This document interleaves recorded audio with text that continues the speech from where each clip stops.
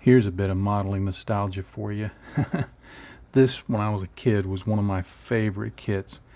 I think I was probably in the somewhere third, fourth, fifth grade when I got this, and I think it was for a birthday.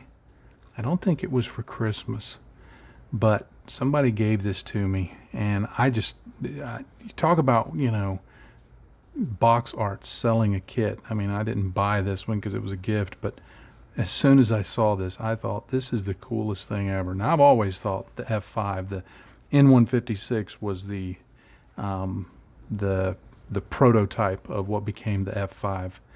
But I've always thought the F5 was one of the coolest looking jets ever. And because, I mean, the profile of it, it just looks like, okay, if a kid's going to draw a jet, this is it. It's just so cool. But I remember getting this and looking at this packaging and the cover art on it, and just it's there's things when you're a kid that you don't remember at all. There's some of it that's kind of fuzzy, and then there's some of it that for some reason is just crystal clear. And I remember, I mean, I can remember it like it was yesterday, sitting on the edge of my bed, just holding this in my hands like that, and just examining every detail of it and just going, wow, because it looked so cool to me. And now this is obviously not the original that I had, because I built that and that got destroyed long ago. But I always love looking at these old instructions. They always had, I was always concerned because they said use only whatever, and they would have their own cement there, and I'm like, well, what? But I'm using testers. I hope this will work. You talk about people now on social media saying, can I use this or that? Oh man, when I was a kid, I would always worry about that. My dad would tell me, it's all the same, son. Don't worry about it. But the instructions, so much different then. They would tell you what the parts were, and just now a lot of it was just because there were so few parts, it's just not much more than an exploded diagram. But it tells you all of the things to put on, and I always liked knowing what the parts were. That there's the jet intake inner panel, and the whatever, the right strut brace, and I thought I was being real official, knowing all the parts of it. And on the back, look at the kits that they had in their catalog at the time. I mean, these are some, we look at these now and look at these kits and think, man, they're just such old technology. But back then, man, we built them like there was no tomorrow.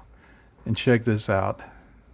This was long before the internet or anything like that. And I remember saving up, my dimes and cutting these things out and taping dimes to them or quarters and sending it off. And I'd get back a catalog. And I loved those catalogs. I wish I still had them because the nostalgia was great when it came to when it would come to those catalogs.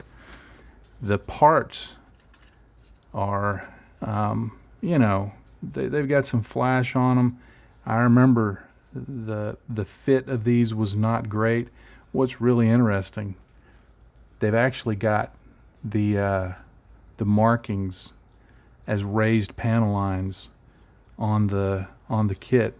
Interestingly, the other panel lines that are present, there's only a few, but the others that are present are actually recessed panel lines. And at that time, most of what you found were raised panel lines. So this one was a little ahead of its time. And note that there's no wheel wells. You just stick them straight onto the flat bottom of the thing. And the wing is all one piece. But one of the things for sure, though, is that when you finished this, it looked like an F5. There's the pilot. And they always had them looking up. I never understood why. They were never looking straight ahead, always looking up. but there was just very simple cockpit detail. Had a stand for it, which, was always cool, because at the time, if it had a stand, I would always do it gears up like it was flying, because I just liked the way that looked. But man, I like to break these out every now and again and just look at them and hold them, because I think what having these older models around does for me is puts me back in touch with a simpler time, a simpler place. At the time, I was living in Valdosta, Georgia, down in South Georgia, and I had 2 modeling spaces. On some days, I would sit out in the garage and work on them, or in the carport, really, and just sit on the floor, spread out some newspaper or something, and just work on my models out there, because it was nice weather, or just wanted to sit out there with friends.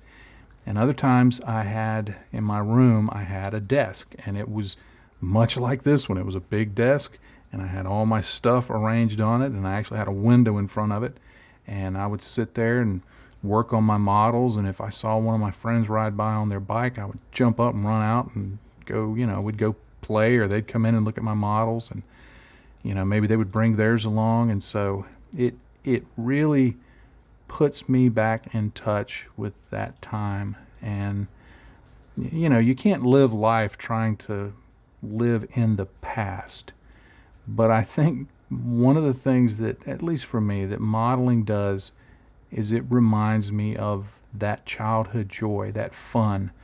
And whenever my modeling starts getting a little too serious, a little too oppressive, I guess you would say, when I let it get out of control, I grab one of these out and I sit here and I think about sitting in front of that window in that little house on Mulberry Place.